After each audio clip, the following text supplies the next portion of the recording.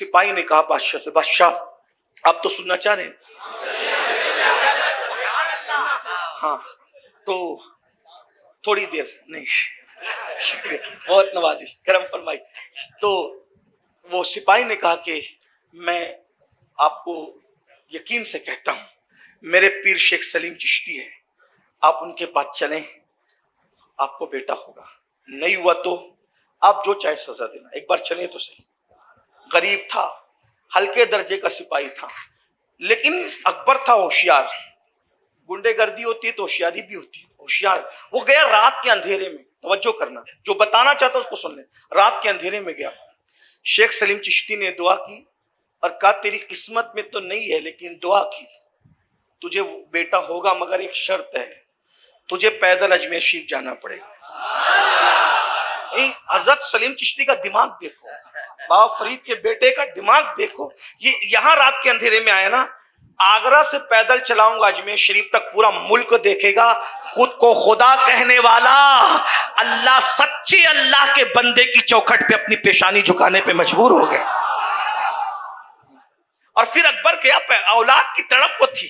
پیدل گیا، پیر میں چھالے تک پڑے، لیکن جب پہلی بار غریب نواز کے آستانے فاتحہ پڑھی تو اکبر کیا، غریب نواز کی چوکھٹ کی خصوصیت ہے، میں نے سخت سے سخت دل انسان کو وہاں روتے دیکھا ہے،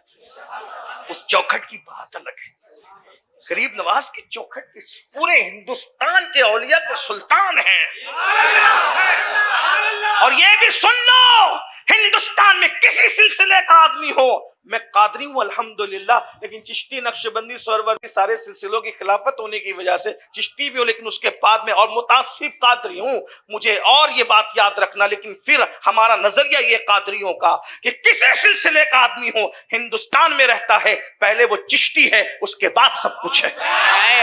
سبحان اللہ۔ اگر یہاں چشتیوں کی محنت نہ ہوتی تو کسی کو غوث الاعظم کا نام پتہ نہ ہوتا، اگر یہاں چشتیوں کی محنت نہ ہوتی تو احمد کبیر رفاعی کا نام پتہ نہ ہوتا، اگر کسی چشتیوں کی محنت نہ ہوتی تو نہ تم کربلا جانتے نہ نجف اشرف جانتے، اگر چشتیوں کی محنت نہ ہوتی تو نہ تمہیں صدیق اکبر معلوم ہوتے نہ فاروق اعظم معلوم ہوتے، اگر چشتیوں کی محنت نہ ہوتی تو تمہیں نبی کا بھی پتہ نہ چلتا، اگر محمد الرسول اللہ پڑھ رہے ہو تو یہ چشتیوں کی محنت کی برکت ہے۔ اسی لیے اس 90 لاکھ کو ایمان عطا کرنے والے معین الدین غریب نواز کو ہم رات و دن خراج پیش کرتے ہیں کہ، اور اس شان سے ہمارا ماہرہ پیش کرتا ہے، ہمارے ماہرہ کے سید العلماء کہتے ہیں کہ تیرے پائے کا کوئی ہم نے نہ پایا خواجہ، ہم زمین والوں پہ اللہ کا سایہ خواجہ، مکر شیطان سے مریدوں کو بچا لیتے ہو، اس لیے پیر تمہیں اپنا بنایا خواجہ۔